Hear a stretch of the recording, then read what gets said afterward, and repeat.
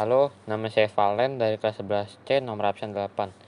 Hari ini saya akan menjelaskan tentang pencatatan transaksi untuk Satker. A. Transaksi akuntansi aset atau kerja dan akuntansi aset desa atau kelurahan. Yang pertama, akuntansi aset adalah bentuk pertanggungjawaban pengendalian akuntansi yang digunakan untuk mengelola dan mencatat aset bagi satuan kerja.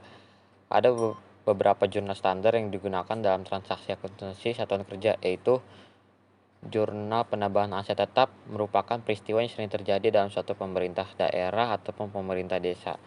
Yang kedua, jurnal penyusutan aset merupakan peristiwa terjadinya penurunan nilai yang terus-menerus sehubungan dengan penurunan kapasitas suatu aset.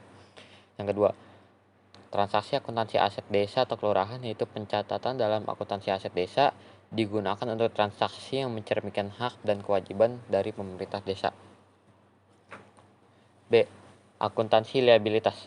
Akuntansi liabilitas untuk satuan kerja ini muncul karena adanya perkaitan dengan pihak ketiga, berkaitan dengan pegawai yang bekerja pada pemerintahan, kewajiban kepada masyarakat, dan alokasi atau realokasi pendapatan ke entitas lainnya. Adapun pencatatan beban akuntansi liabilitas dapat dibedakan menjadi dua, yaitu yang pertama, pengakuan beban jasa yang belum dibayar, dan yang kedua, pengakuan beban barang yang belum dibayar. Akuntansi kewajiban pemerintah desa merupakan utang yang timbul sebagai dampak adanya penggunaan sumber pembiayaan yang berasal dari pinjaman masyarakat dan lembaga keuangan. C. Akuntansi ekuitas. Ekuitas adalah kekayaan bersih pemerintah yang merupakan selisih antara aset dan liabilitas. Ekuitas dana dapat dibedakan menjadi tiga, yaitu yang pertama, ekuitas dana investasi adalah kekayaan pemerintah yang tertanam dalam investasi jangka panjang, aset tetap, dan aset lainnya yang dikurangi dengan utang jangka panjang.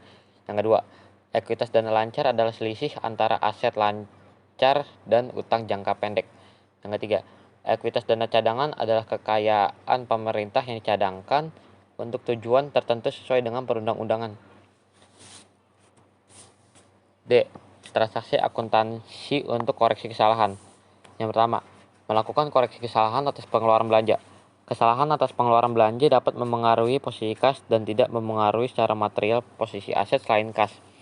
Apabila laporan keuangan periode tersebut sudah diterbitkan, maka dilakukan dengan pembetulan pada akun pendapatan lain-lain.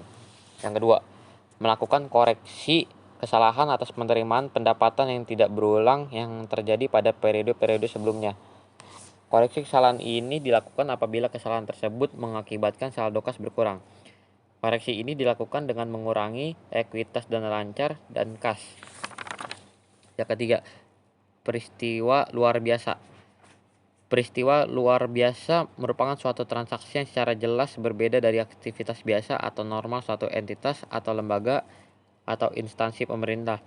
Oleh karena itu, peristiwa luar biasa tidak diharapkan terjadi dan berada di luar kendali atau pengaruh entitas atau lembaga pemerintah, sehingga memiliki dampak yang signifikan terhadap realisasi atau anggaran atau posisi aset atau liabilitas.